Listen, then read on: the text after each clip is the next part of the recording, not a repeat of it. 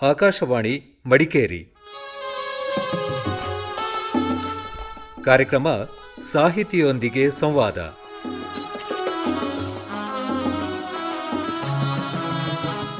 ಕೇಳುಗರೆಲ್ಲರಿಗೂ ನಮಸ್ಕಾರ. ಇವತ್ತಿನ ನಮ್ಮ ಸಾಹಿತಿಯೊಂದಿಗೆ ಸಂವಾದ ಕಾರ್ಯಕ್ರಮದಲ್ಲಿ ಮಡಿಕೇರಿ ತಾಲೂಕು ಚೇರಂಬಾಣೆ ಕೊಡಗದಾಳು ಗ್ರಾಮದ ಕೀರಮನಮನೆ ವಾಣಿ ಚಂಗುವಮ್ಮಯ್ಯ ಅವರೊಂದಿಗೆ ಸಂದರ್ಶನ ಮಾಡ್ತಾ ಇದ್ದೇವೆ. ನಮಸ್ಕಾರ ವಾಣಿ ಚಂಗುವಮ್ಮಯ್ಯ ಅವರೇ. ನಮಸ್ತೆ ಸರ್. ನಮಸ್ತೆ.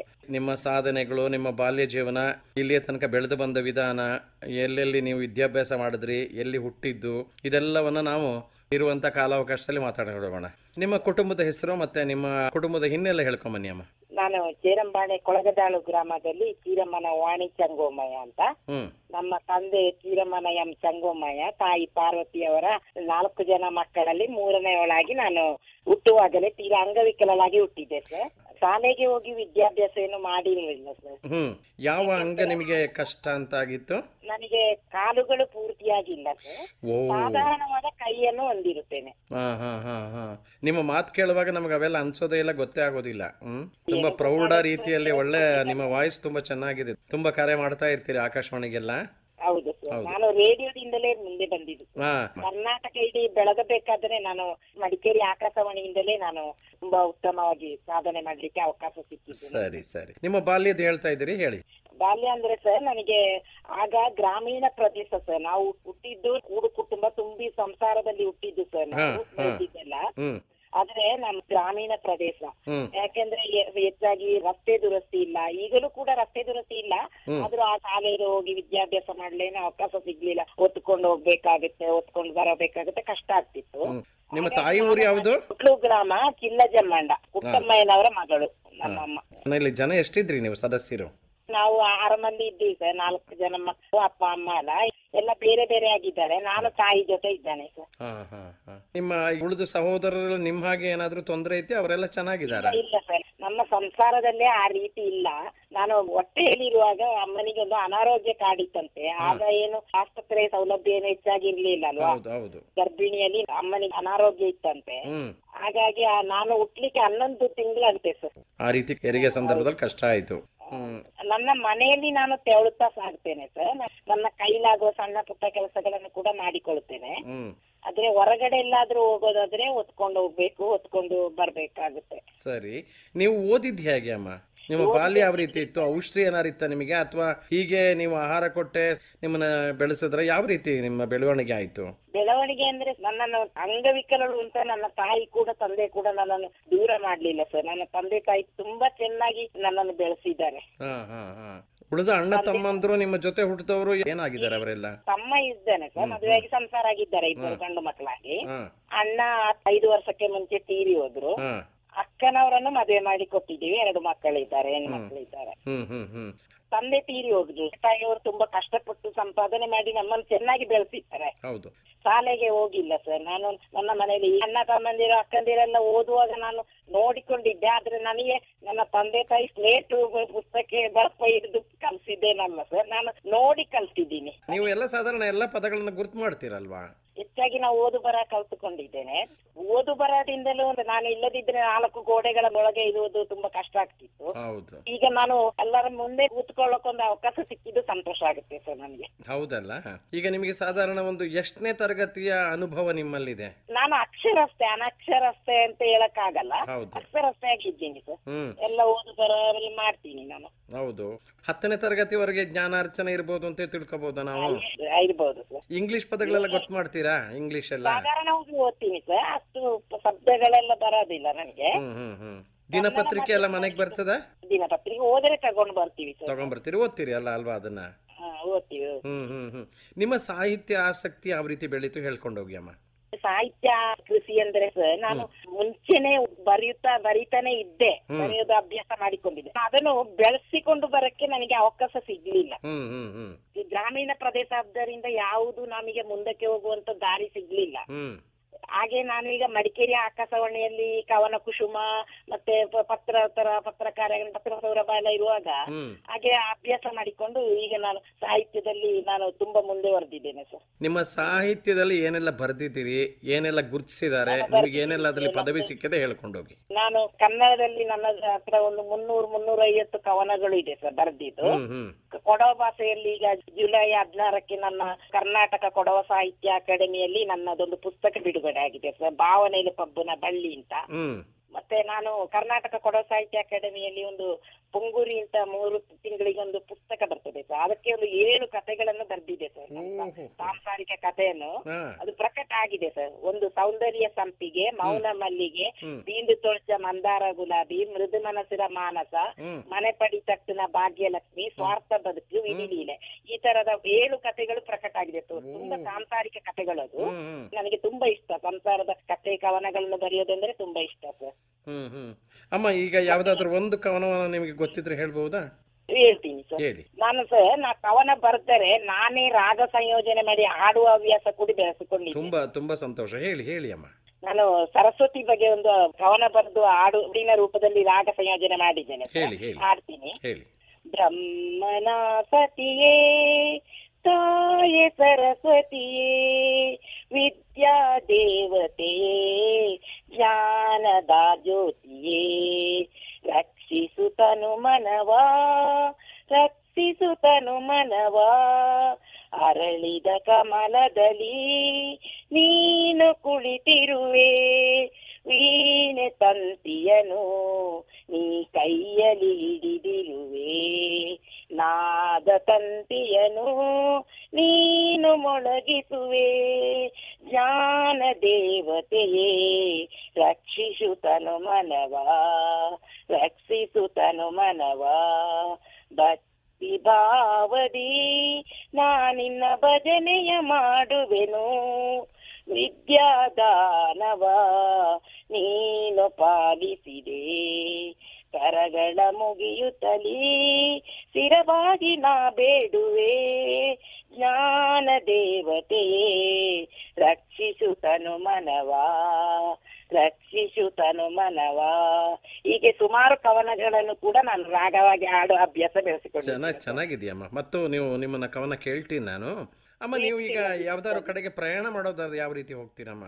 ಪ್ರಯಾಣ ಮಾಡೋದು, ನಾನು ಈಗ 3 ವರ್ಷ ಕರ್ನಾಟಕ ಕೊಡವ ಸಾಹಿತ್ಯ ಅಕಾಡೆಮಿಯ ಸದಸ್ಯೆಯಾಗಿ 14ರಿಂದ 17ರವರೆಗೆ ನಾನು ಕರ್ನಾಟಕ ಕೊಡವ ಸಾಹಿತ್ಯ ಅಕಾಡೆಮಿಯ ಸದಸ್ಯೆ ಕೂಡ ಆಗಿದ್ದೆ. ಹೌದು. ಆಗ ನಾನು ತಮ್ಮನನ್ನು ಹೊತ್ಕೊಂಡೋಗಿ ಅಲ್ಲಿ ಆಫೀಸ್ ಒಳಗೆ ಬಿಡ್ತಿದ್ದ, ವಾಪಸ್ ಕರ್ಕೊಂಡು ಕುಡಿ ಹಾಗೆ ಬರ್ತಿದ್ದ. ಮನೆಯಿಂದ ಗಾಡಿ ಕೂರ್ತಿದ್ರೆ ಇಟ್ಕೊಂಡು ಹೋಗ್ತಾರೆ ಸರ್. ಕೆಲವರೆಲ್ಲ ಕೈ ಕಾಲು ಸರಿ ಇದ್ದು, ಕಣ್ಣು ಸರಿ ಇದ್ದು, ಇಡೀ ಶರೀರ ಸರಿ ಇದ್ರು ಸಾಧನೆ ಮಾಡ್ಲಿಕ್ಕೆ ಆಗದೆ ಇರತಕ್ಕಂಥದ್ದೆಲ್ಲ ನಾನು ಸಂತೋಷವಾಗಿ ಎಲ್ಲವನ್ನು ಎದುರಿಸ್ತೀನಿ. ಸ್ವೀಕಾರ ಮಾಡಿದ್ದೀನಿ. ನಮ್ಮ ಶಿಷ್ಯರಿಗೆ ಜೀವನದಲ್ಲಿ 3 ದಿವಸದ ಬಾಳು, ಬರುವಾಗೇನು ತಂದಿಲ್ಲ, ಹೋಗುವಾಗೇನು ತಗೊಂಡೋಗೋದಿಲ್ಲ, ಇರುವಷ್ಟು ದಿವಸ ನೆಮ್ಮದಿಯಲ್ಲಿ ಇರುವ ಅಂತ ಹೇಳೋದು. ಹೌದು. ನೀವು ಆಕಾಶವಾಣಿಯಲ್ಲಿ ಕೆಲವು ಹಾಡು ಕೇಳಿದಾಗಲೂ ನಂಗೆ ಆ ಭಾವನೆ ಬರ್ತದೆ. ನೀವೇನೋ ಒಂದು ಸತ್ವಯುತವಾದ ಹಾಡುಗಳನ್ನೇ ಕೇಳ್ತೀರಿ ನೀವು. ಬಹಳ ಖುಷಿ ಆಗ್ತದೆ. ಇರ್ಲಿ, ಮುಂದುವರ್ಸುವ. ಈಗ ನಿಮ್ಮ ಕವನದ ಬಗ್ಗೆ ಹೇಳ್ಕೊಂಡೋಗಿ, ಎಲ್ಲೆಲ್ಲಿ ನಿಮ್ಮನ್ನ ಗುರುತು ಮಾಡಿದ್ರು, ನೀವು ಬರೆಯೋದನ್ನ ಯಾವ ರೀತಿ ಪ್ರೋತ್ಸಾಹ ಕೊಟ್ಟರು ಹೇಳ್ಕೊಂಡೋಗಿ. ಪ್ರೋತ್ಸಾಹ ಅಂದ್ರೆ ನಾನು ಆಕಾಶವಾಣಿಯಲ್ಲಿ ತುಂಬಾ ಪ್ರೋತ್ಸಾಹ ಸಿಕ್ಕಿತ್ತು ಸರ್ ನನಗೆ.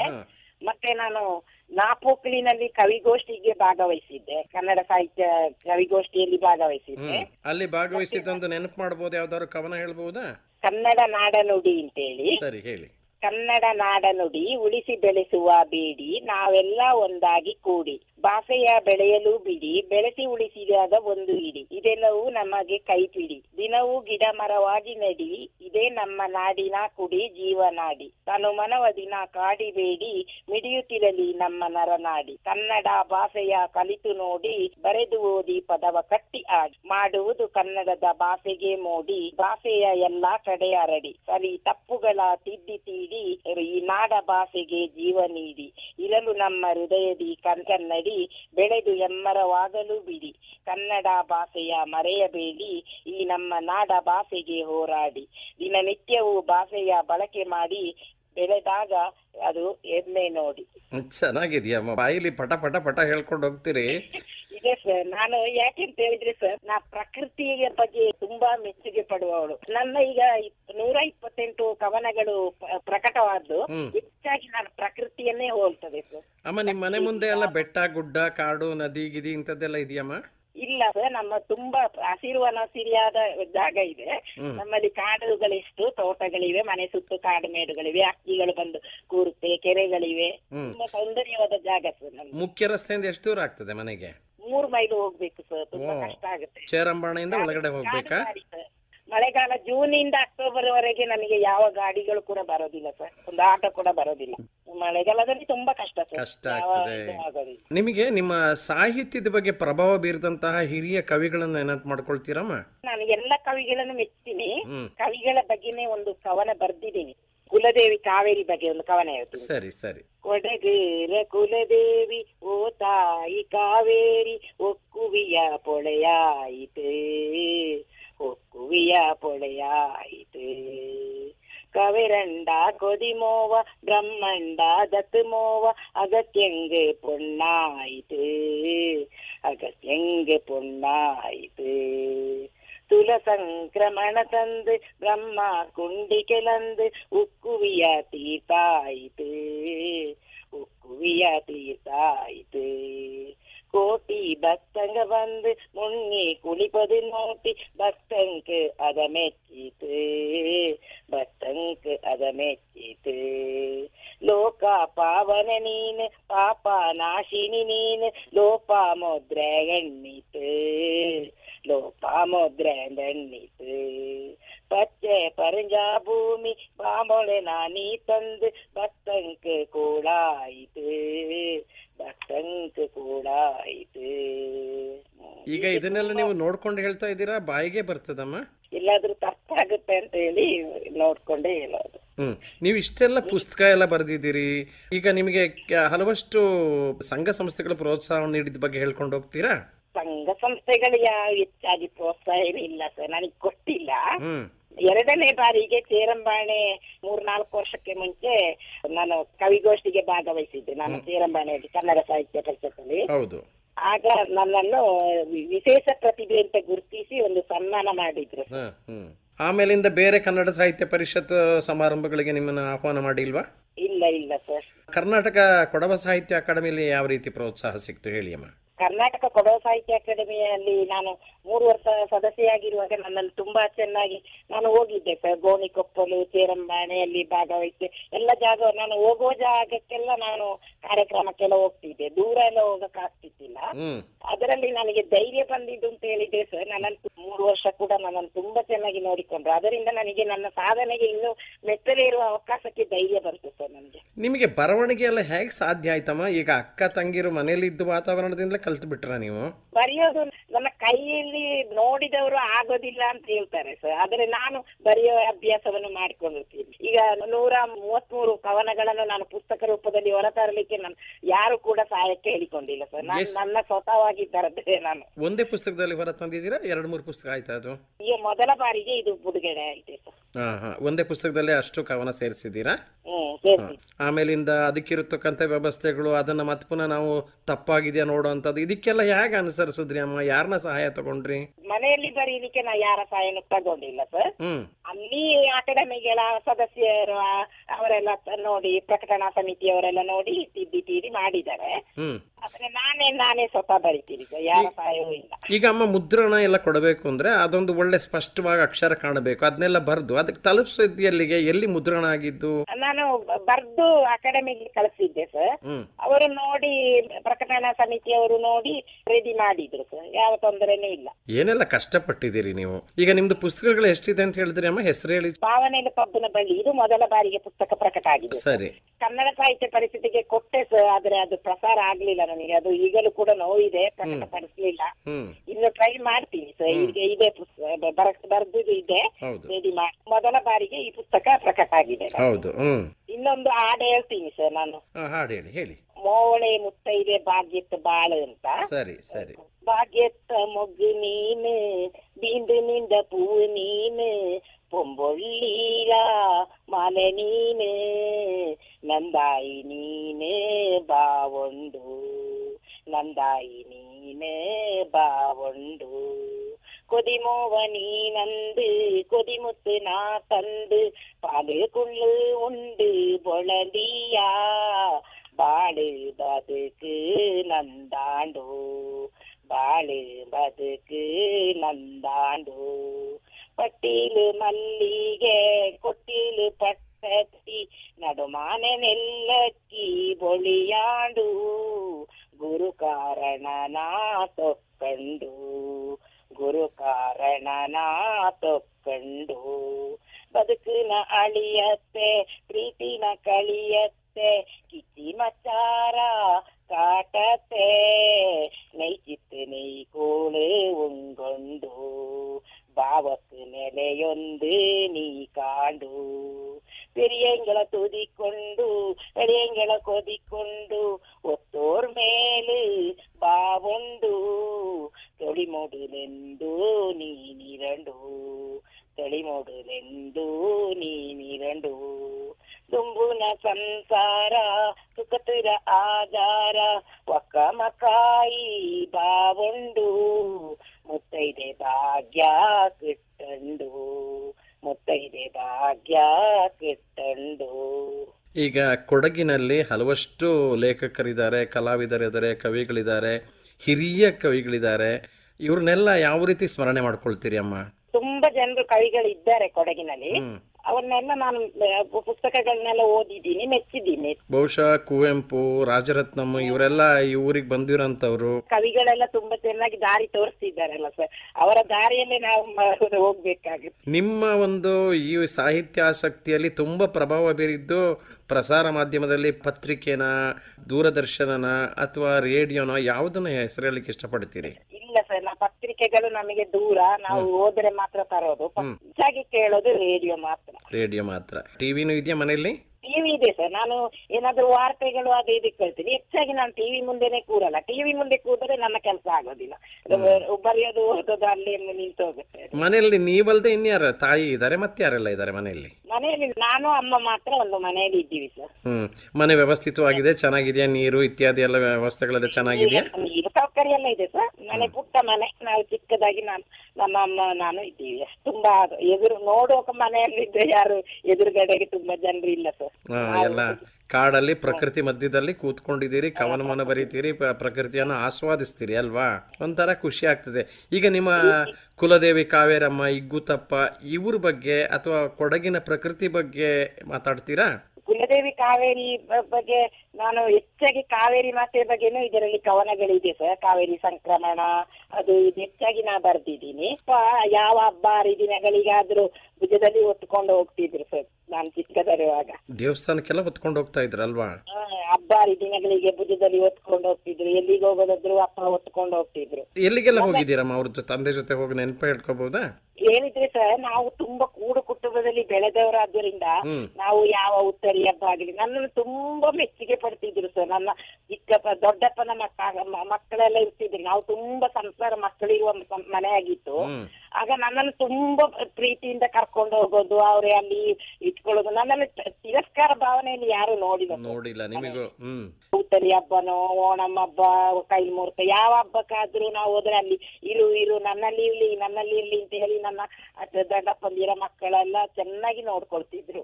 ಅದೇ ನಿಮಗೆ ಸಂತೋಷ ಆಗ್ತಾ ಇದೆ ಅಲ್ಲ? ಈಗ ಅವರೆಲ್ಲ ನಿಮ್ಮನ್ನ ನೋಡ್ಲಿಕ್ಕೆ ಅಂತ ಬರ್ತಾರ? ನಿಮ್ಮ ಮನೆಗೆ ಬರ್ತಾರಾ? ಈಗ ಅವರೆಲ್ಲ ಮದುವೆಗೆ ಹೋಗಿದ್ದಾರೆ. ನೀವು ಹೋಗ್ತೀರಾ ಅವ್ರ ಮನೆಗೆ? ಇಲ್ಲ, ನಾನು ಎಲ್ಲಿಗೂ ಹೋಗೋದಿಲ್ಲ ಸರ್. ಅಲ್ಲಮ್ಮ, ಈಗ ಸಮಾರಂಭಕ್ಕೆಲ್ಲ ಭಾಗವಹಿಸೋದಿಲ್ವ ನೀವು? ಈಗ ಇಲ್ಲ ಸರ್. ಮುಂಚೆ ಹೋಗ್ತಿದ್ದೆ, ಈಗ ಒತ್ಕೊಂಡು ಹೋಗಕ್ ಆಗಲ್ಲ ಸರ್. ಅಲ್ಲ, ನಿಮ್ಗೊಂದು ಪ್ರತ್ಯೇಕವಾದ ಒಂದು ವಾಹನ ವ್ಯವಸ್ಥೆ ಮಾಡಬಹುದಪ್ಪ ಅಲ್ವಾ? ಅದು ಕೈ ಸರಿ ಇಲ್ಲದೆ ನನಗೆ ಗಾಲಿ ಕುರ್ಚಿ ಓಡಿಸ್ಲಿಕ್ಕೆ ಆಗೋದಿಲ್ಲ, ರಸ್ತೆ ದುರಸ್ತಿ ಇಲ್ಲ, ಯಾವುದಕ್ಕೂ ನನಗೆ ಕೈಯಲ್ಲಿ ಗಾಲಿ ಕುರ್ಚಿ ಏನೋ ಇದು ಮಾಡಕ್ ಆಗಲ್ಲ ನನಗೆ. ಇತ್ತೀಚೆಗೆ ನೀವು ಯಾವುದೆಲ್ಲ ಸಮಾರಂಭ ಭಾಗವಹಿಸೋದ್ ನೆನಪು ಮಾಡ್ಕೋಬಹುದಾ? ಇಲ್ಲ, ನಾನು ಅಕಾಡೆಮಿ ಸಮಾರಂಭ ಆದ್ಮೇಲೆ ಅದೇ ಕೇರಂಬಾಣೆಯಲ್ಲಿ ಸಾಹಿತ್ಯ ಸಮ್ಮೇಳನಕ್ಕೆ ಹೋದ ಮೇಲೆ ಎಲ್ಲಿಗೂ ಹೋಗಿಲ್ಲ ಸರ್. ನಿಮ್ಮ ಊರಿನ ಮುಖಂಡರು ಅಥವಾ ಇಲ್ಲಿ ನಮ್ಮ ಜಿಲ್ಲಾ ಯಾವ್ದಾದ್ರು ವಿಶೇಷವಾಗಿ ಸಾಹಿತ್ಯ ಆಸಕ್ತಿ ಇರೋರು ಯಾರು ನಿಮ್ಮ ಮನೆಯಲ್ಲಿ ಬಂದು ನಿಮ್ಮನ್ನ ಸಂದರ್ಶನ ಮಾಡಿದಾರ? ಆಕಾಶವಾಣಿಯಿಂದ ಎನ್ ವಿ ರಮೇಶ್ ಸರ್ ಅವರು ಒಮ್ಮೆ ಸಂದರ್ಶನ ಮಾಡಿದ್ರು ಸರ್. ಆಮೇಲೆ ಯಾರು ಬಂದಿಲ್ಲ. ಕವನಗಳನ್ನು ಬರೆಯೋದು, ಪುಸ್ತಕವನ್ನು ಬರೆಯೋದು, ಸಾಹಿತ್ಯದ ಬಗ್ಗೆ ಆಸಕ್ತಿ ಮೂಡಿಸ್ಕೊಂಡು ವಿಶೇಷವಾಗಿ ನೀವು ಪ್ರಯತ್ನ ಮಾಡ್ತಾ ಇದ್ದೀರಿ. ನಿಮ್ಮ ಪ್ರಯತ್ನಕ್ಕೆ ಬೆಲೆ ಇದ್ದೇ ಉಂಟು. ನಿಮ್ಮ ಮಾತುಗಳಲ್ಲೂ ನಮಗೆ ಬಹಳ ಸಂತೋಷ ಇದೆ. ಆ ಮಾತಲ್ಲೇ ಆ ಒಂದು ಗಾಂಭೀರ್ಯತೆ ಉಂಟು ಅಂತ ಗೊತ್ತಾಗ್ತದೆ ಕನ್ನಡದ ಬಗ್ಗೆ. ಹಾಗಾಗಿ ಹವ್ಯಾಸಗಳಿದ್ರೆ ಹೇಳಿ ಅಮ್ಮ, ಬೇರೆ ಹವ್ಯಾಸ ಏನು ಇಟ್ಕೊಂಡಿದ್ದೀರಿ? ಹೆಚ್ಚಿಗೆ ಏನಿಲ್ಲ ಸರ್, ನಾನು ಇದೇ ಹವ್ಯಾಸಗಳು ಇರೋದಲ್ಲದೆ ಓದು ಬರಗತ್ತು, ಓದೋದು, ಆಡೋದು, ಬರೆಯೋದು ಇದೇ ಅಭ್ಯಾಸ ಇರೋದಲ್ಲದೆ ಬೇರೆ ಯಾವ ಇದು ನಾನು ಅಭ್ಯಾಸ ಹೆಚ್ಚಾಗಿ ಬೆಳೆಸ್ಕೊಂಡಿಲ್ಲ. ನಾನು ಎಲ್ಲಾರು 24 ಗಂಟೆ ಮೊಬೈಲ್ ಅಲ್ಲಿ ಕೂರ್ತಾರೆ ಸರ್, ನಾನು ಮೊಬೈಲ್ ಕೂಡ ಹೆಚ್ಚಾಗಿ ಯೂಸ್ ಮಾಡೋದಿಲ್ಲ. ಫೋನ್ ಬಂದ್ರೆ ತೆಗಿತೀನಿ, ಇಲ್ಲದಿದ್ದು ಮಾಡೋದಾದ್ರೆ ಮಾಡ್ತೀನಿ, ಇನ್ನಾದ್ರೆ ಹತ್ರ ಹೋಗೋದೇನಿಲ್ಲ. ರೇಡಿಯೋ ಕೇಳ್ಕೊಂಡು ನನ್ನ ಕೆಲಸ ನಾನು ಮಾಡ್ಕೊಂಡಿರ್ತೀನಿ, ಓದೋದು ಬರೆಯೋದು ಮಾಡ್ಕೊಂಡು. ವಿದ್ಯುತ್ ಎಲ್ಲ ಚೆನ್ನಾಗಿರುತ್ತಮ್ಮ? ಕರೆಂಟು ಮಳೆಗಾಲದಲ್ಲಿ ತುಂಬಾ ಕಷ್ಟ ಸರ್, 3 ತಿಂಗಳು ತುಂಬಾ ಕಷ್ಟ ಆಗುತ್ತೆ. ಬೇಸಿಗೆಯಲ್ಲಿ ತೊಂದರೆ ಇಲ್ಲ, ಗಾಳಿ ಏನಾದ್ರೆ ತೋಟದೊಳಗೆ ಲೈನ್ ಹೋಗುತ್ತೆ, ಸ್ವಲ್ಪ ಕರೆಂಟ್ ಎಲ್ಲ ಹೋಗುತ್ತೆ. ನಿಮ್ಮ ದಿನಚರಿ ಹೆಂಗ್ ಶುರು ಮಾಡ್ತೀರಿ? ಬೆಳಿಗ್ಗೆ 5:45ಗೆ ಹೇಳ್ತೀನಿ ಸರ್, ನನ್ನ ಪ್ರಾಥಮಿಕಗಳನ್ನು ಮುಗಿಸ್ತೀನಿ, ಮತ್ತೆ ರೇಡಿಯೋ ಮಾಡ್ತೀನಿ, ರೇಡಿಯೋ ಕೊಳಿಕೊಂಡು ನನ್ನ ಸಣ್ಣ ಪುಟ್ಟ ಕೆಲಸಗಳನ್ನ ಮಾಡ್ತೀನಿ. ಅಮ್ಮ ತಲೆ ಬಾಚಿ ಕೊಡ್ತಾರೆ, ತಲೆ ಬಾಚಲಿಕ್ಕೆ ಕೂದಲು ಉದ್ದ ಇದೆ ಸರ್, ಅಮ್ಮ ತಲೆ ಬಾಚಿ ಕೊಡ್ತಾರೆ, ನನಗೆ ಆ ಕೈ ಹೋಗೋದಿಲ್ಲ ತಲೆಗೆ. ಮತ್ತೆ ಹೋಗಿ ನನ್ನ ಸ್ನಾನ ಮಾಡೋದು, ನನ್ನ ಕೆಲಸಗಳನ್ನೆಲ್ಲ ಮಾಡಿ ಬಂದು ಇನ್ನು ಓದೋದು ಬರೆಯೋದು ಮಾಡಿ ಕಳ್ಕೊಡ್ತೀನಿ ಸರ್. ಮಧ್ಯಾಹ್ನದವರೆಗೂ ಓದೋದು ಬರೆಯೋದು ಮಾಡ್ತೀರಲ್ವಾ? ಯಾರಾದ್ರೂ ಬಂದರೆ ಮಾತಾಡ್ತೀನಿ ಫೋನಲ್ಲಿ, ಯಾರಾದ್ರೂ ಆತ್ಮೀಯ ಸ್ನೇಹಿತರು, ನನಗೆ ತುಂಬಾ ಸ್ನೇಹಿತರು ಇದ್ದಾರೆ ಸರ್, ನಾನು ತುಂಬಾ ಸ್ನೇಹಿತರು ಮಾತಾಡ್ತಾರೆ. ಸರಿ ಸರಿ. ಮಧ್ಯಾಹ್ನ ವಿಶ್ರಾಂತಿ ಪಡಿತೀರಾ? ಬೆಳಿಗ್ಗೆ 5:45 ಗಂಟೆಗೆ ಎಚ್ಚರ ಆದ್ರೆ ಸರ್, ರಾತ್ರಿ 9:30 10 ಗಂಟೆಗೆ ಮಲಗೋದು. ಇನ್ನು ನನ್ನ ಹಗಲು ನಿದ್ರೆ ಮಾಡೋ ಅಭ್ಯಾಸ ಇಲ್ಲ. ಅಮ್ಮನಿಗೆ ಎಷ್ಟು ವರ್ಷ ಅಮ್ಮ ಈಗ? 78 ವರ್ಷ ಸರ್. ಅಮ್ಮ ಆರೋಗ್ಯವಾಗಿದ್ದಾರಾ? ಅನಾರೋಗ್ಯರಾಗಿದ್ರು. ಈಗ 5 ತಿಂಗಳು ಕಾಲು ನೋವು ಎಲ್ಲ ಆಗಿ ತುಂಬಾ ಕಷ್ಟಪಟ್ಟೆ. ನಾನು ತುಂಬಾ ಕಷ್ಟಪಟ್ಟಿದ್ದೀನಿ ಸರ್. ಅಮ್ಮ, ನಿಮಗೆ ಮನೆಗೆ ಆಹಾರ ಎಲ್ಲ ಯಾರು ತಂದು ಕೊಡ್ತಾರೆ? ಎಲ್ಲ ನಿಮ್ಮ ದಿನನಿತ್ಯದ ವಾರ್ತೆಗೆ ಯಾರು ಸ್ಪಂದನ ಕೊಡ್ತಾರೆ? ಅಮ್ಮ ಸಂತೆಗೆ ಹೋಗ್ತಾರೆ ಸರ್, ವಾರಕ್ಕೊಂದ್ಸಲ. ಎಲ್ಲಿಗೆ ಹೋಗ್ಬೇಕು? ಕೇರಮನೆ ಮಂಗಳವಾರ ಸಂತೆ. ಸರಿ, ಅಲ್ಲಿಂದ ಯಾವ್ದ್ರಲ್ಲಿ ತರ್ತಾರೆ ಸಾಮಾನೆಲ್ಲ? ಯಾರಿಗೂ ಕೂಡ ತೊಂದರೆ ಕೊಡೋದಿಲ್ಲ ಸರ್, ನಾನು ಅಮ್ಮ ನಮ್ಮ ಪಾಡಿಗೆ ಇರ್ತೀವಿ ಅಷ್ಟೇ. ನಾವು ಏನು ಬೇಕಾದ್ರೂ ಏನು ಬೇಡದಿದ್ದು ನಾವು ಮನೆ ಕೂಡ ಏನು ಹೇಳೋದಿಲ್ಲ, ಅದು ಕೊಡಿ, ಇದು ಮಾಡಿಕೊಡಿ, ಅದು ತಂದು ಕೊಡಿ. ನಾವು ಅವರ ಕೈಯಿಂದ 1 ರೂಪಾಯಿ ಕೂಡ ಕೇಳಿ ಪಡ್ಕೊಳ್ಳೋದಿಲ್ಲ ಸರ್, ನಮ್ಮದು ನಾವಿಗೆ. ಈಗ ಆರ್ಥಿಕವಾಗಿ ನಿಮಗೆ ಹಣದ ಬಗ್ಗೆ ಯಾರು ಸಹಾಯ ಮಾಡಿದಾರಮ್ಮ, ನಿಮ್ಮ ಜೀವನಕ್ಕೆ ಉಪಯೋಗ ಆಗ್ಲಿ ಅಂತ ಹೇಳಂತ ವಿಚಾರ? ಸರ್ಕಾರದಿಂದ ಏನು ಸಿಕ್ಲಿಲ್ವಮ್ಮ ನಿಮಗೆ? ಸರ್ಕಾರದಿಂದ ಸಿಕ್ತು ಸರ್, 1400 ರೂಪಾಯಿ ನನಗೆ ಸಿಗುತ್ತೆ, ಬರ್ತಾ ಇದೆ. 1200 ಸಿಗುತ್ತೆ ವಯಸ್ಕರ ಮಾಸಾಸನ. ಇಲ್ಲ ಸರ್, ನಾವು ತೊಂದರೆ ಇಲ್ಲ. ಹಣ ಉಡುವುದಕ್ಕೂ ಉಣುವುದಕ್ಕೂ ಯಾವ ತೊಂದರೆ ಇಲ್ಲ. ನೋಡಿ ಎಷ್ಟು ನೀವು ಸ್ವಾಭಿಮಾನದಲ್ಲಿ ಹೇಳ್ತಾ ಇದ್ದೀರಿ. ಇಲ್ಲ ಸರ್, ನನಗೆ ಇಷ್ಟನೂ ಇಲ್ಲ. ನಾನು ಜನರಿಗೆ ಏನ್ ಹೇಳ್ತೀನಿ ಗೊತ್ತುಂಟಾ, ನಮ್ಮ ಸಂಬಂಧಿಕರಿಗೂ ಸುತ್ತಮುತ್ತಲವರಿಗೆ ಏನ್ ಹೇಳ್ತೀನಿ ಗೊತ್ತುಂಟಾ, ನಾನು ನಿಮ್ಮನ್ನು ಹಣ ಕೇಳಲ್ಲ, ಆಸ್ತಿ ಕೇಳಲ್ಲ, ನನಗೆ ಕೇವಲ ಒಂದು ಇಡೀ ಪ್ರೀತಿ ಕೊಡಿ. ನಿಮ್ಮಿಂದ ಒಂದು ಪ್ರೀತಿಯ ಮಾತು ನನಗೆ 2 ಕೊಟ್ರೆ ಅದೇ ಸಂತೋಷ. ಎಂತ ದೊಡ್ಡ ಮಾತು ಹೇಳಿದ್ದೀರಿ ಅಮ್ಮ ನೀವು. ನನಗೆ ಹಾಗೆ ಮೈಸೂರು ಮಿತ್ರದಲ್ಲಿ ನಮ್ಮದು ಎನ್ ವಿ ರಮೇಶ್ ಅವರ ಒಂದು ಆರ್ಟಿಕಲ್ ಬರ್ದಿದ್ದಾಗ ಮೈಸೂರು ಒಂದು ಅರ್ಧ ಜನರು ನನ್ನನ್ನು ತುಂಬಾ ಕೇಳಿದ್ರು, ನಿಮ್ಗೆ ಅದು ಕಳ್ಸಿಕೊಡ್ತೀನಿ. ಬೇಡ, ನಾನು ಯಾವುದಕ್ಕೂ ಆಸೆ ಪಟ್ಟಿಲ್ಲ. ಹಣ ಕಳ್ಸಿಕೊಡ್ತೀನಿ, ಆಭರಣ ಕಳ್ಸಿಕೊಡ್ತೀನಿ, ನನಗೆ ಬೇಡ. ನಾನು ದಯವಿಟ್ಟು ನೀವು ನನ್ನೊಟ್ಟಿಗೆ ಪ್ರೀತಿಯಿಂದ ಮಾತಾಡಿದರೆ ಅದೇ ನನಗೆ ಆಶೀರ್ವಾದ ಅಂತ ಹೇಳ್ತೀನಿ. ಅದು ಸರಿ ಅಮ್ಮ, ಆದ್ರೆ ಕೆಲವು ಸಂದರ್ಭದಲ್ಲಿ ಏನ್ ಗೊತ್ತಾ, ಕೆಲವು ಸಹಾಯ ಬೇಕಾಗ್ತದೆ. ಈಗ ಅವರ ಮನಸೋಇಚ್ಛವಾದ ಸಹಾಯ ಮಾಡ್ಲಿಕ್ಕೆ ನಾನು ಬೇಡ ಅನ್ನೋದು. ನಾವು ಕೇಳಿ ಪಡ್ಕೊಳ್ಬಾರದು, ಅವ್ರು ಕೊಟ್ಟದನ್ನು ಕೇಳ್ಕೊಳ್ಳುವ, ನಾವು ಕೇಳಿ ಪಡ್ಕೊಳ್ಬಾರದು. ಅದ್ ನಿಜ ಅಮ್ಮ. ನೋಡಿ, ನಮ್ ಕೊಡಗಲ್ಲು ಎಲ್ಲೆಲ್ಲೋ ಮೂಲೆಯಲ್ಲಿ ಸಂಪ್ರದಾಯಕ್ಕೋಸ್ಕರ, ಸಮಾಜಕ್ಕೋಸ್ಕರ, ಅಥವಾ ಕೊಡಗಿಗೋಸ್ಕರ, ಅಥವಾ ಸಾಹಿತ್ಯಕ್ಕೋಸ್ಕರ ಎಷ್ಟೋ ಕಷ್ಟಪಡೋರು ಇರ್ತಾರೆ, ಗೊತ್ತಾಗಲ್ಲ ನಮಗೆ ಅಲ್ವಾ? ಪ್ರೋತ್ಸಾಹ ನಮಗೆ ಹೆಚ್ಚು ಬೇಕು ಸರ್. ನಾನು ಎಷ್ಟೋ ಅಲ್ಲಿ ಇಲ್ಲಿ ಹೋದ್ರೆ ಸರ್, ನಮ್ಮನ್ನು ಪ್ರೀತಿಯಿಂದ ಮಾತಾಡಿಸ್ಬೇಕು, ಬಂದು ಧೈರ್ಯವಾಗಿ ಮಾತಾಡ್ಸೋದಾದ್ರೆ ನನಗೆ ಖುಷಿ ಆಗುತ್ತೆ. ಇದು ನಮ್ಮನ್ನು ನೋಡಿಬಿಟ್ಟು ದೂರದಲ್ಲಿ ಹೋಗಿ ಪಿಸಿಸಿ ಮಾತಾಡೋದು, ಅದು ನನಗೆ ತುಂಬಾ ಬೇಜಾರಾಗುತ್ತೆ ಸರ್. ಯಾಕೆಂತ ಹೇಳಿದ್ರೆ ನಮಗೆ ಅಂಗ ಇಲ್ಲದಿರ್ಬೋದು ಸರ್, ಆತ್ಮ ಇದೆ ಅಲ್ವಾ? ಆತ್ಮ ಇದೆ ನಮಗೆ. ಅದನ್ನು ನಾವು ನಮ್ಮನ್ನು ಪ್ರೀತಿಯಿಂದ 2 ಮಾತಾಡ್ಸ್, ನಾವು ಏನು ಕೇಳಲ್ಲ ಅವರನ್ನು.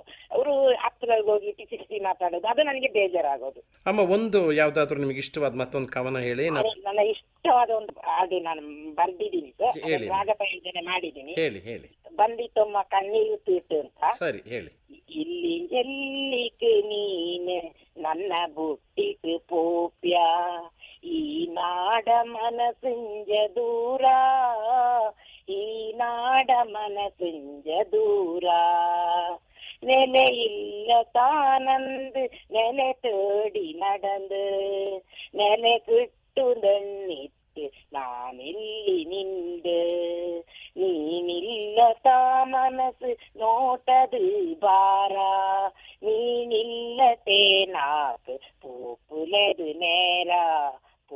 உலது நேரா ಇಲ್ಲಿ ಜಲ್ಲಿಕ್ ನೀನು ನನ್ನ ಬುಟ್ಟಿತು ಪೋಪ್ಯಾ ಈ ನಾಡ ಮನಸಂಜಿ ದೂರ ಈ ನಾಡ ಮನಸಂಜಿ ದೂರ ಚನ್ನೂರಂಡ ನೆಲಚಿಲದ ನಾತಡಿ நடந்து சூரியண்ட சுடு பெதில் சுஸ்தாய்த்து நின்று தெடு காத்து மணலந்து ನಾ ಕೋಡಿ ಪೋನ ಎಲ್ಲಿಯೂ ಕಾಂಬುಲದ ನೋಟದ ನಿನ್ನ ತಿರಿ ತೊಮ್ಮ ಬಂದಿತ್ತು ನೋಟದ ನನ್ನ ಇಲ್ಲಿ ಜಲ್ಲಿಗೆ ನೀನು ನನ್ನ ಬುಟ್ಟಿತು ಪೋಪ್ಯಾ ಈ ನಾಡ ಮನಸಂಜಿ ದೂರ ಈ ನಾಡ ಮನಸಂಜಿ ದೂರ ಕಲ್ಲು ಮುಳ್ಳಿನ ಚೌಟಿ ನಾನದಾನಿಂದ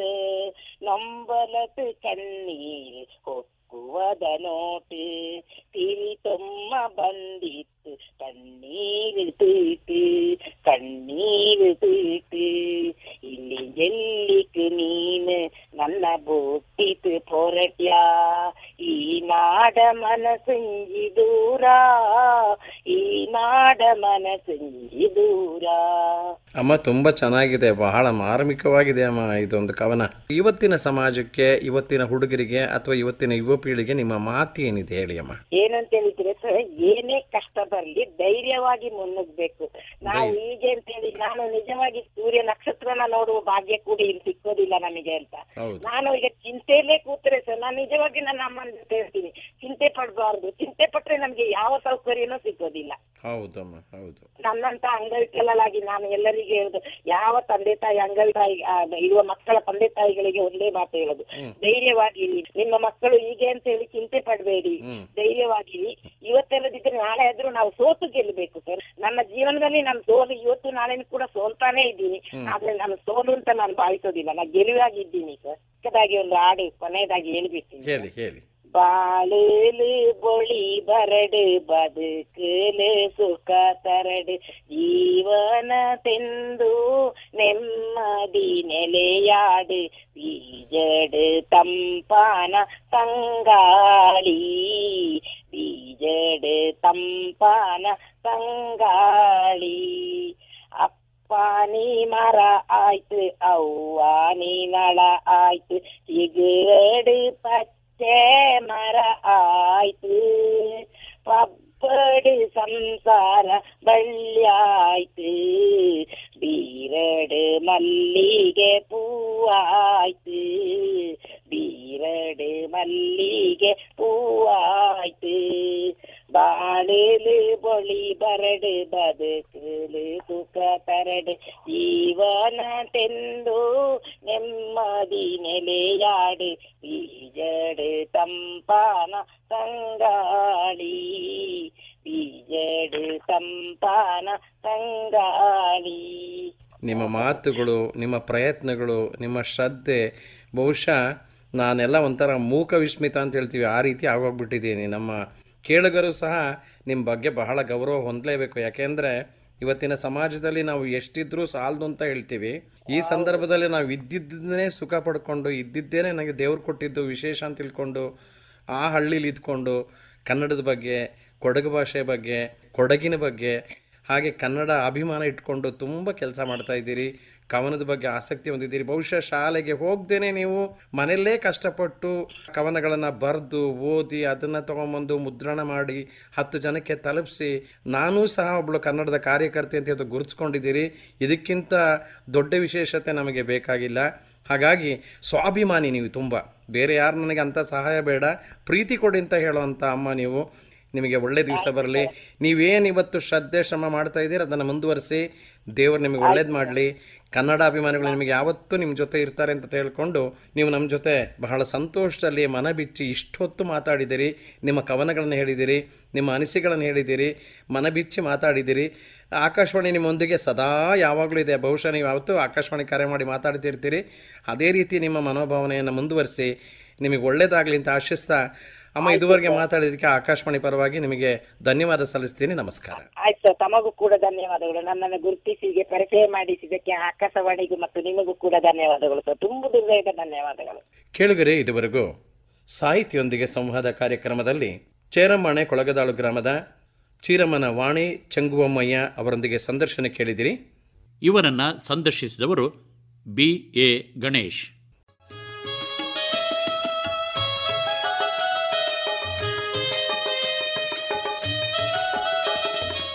ಇದುವರೆಗೆ ಕಾರ್ಯಕ್ರಮ ಸಾಹಿತಿಯೊಂದಿಗೆ ಸಂವಾದ ಮೂಡಿಬಂತು. ಕಾರ್ಯಕ್ರಮ ಮಡಿಕೇರಿ ಆಕಾಶವಾಣಿಯಿಂದ ಪ್ರಸಾರವಾಯಿತು.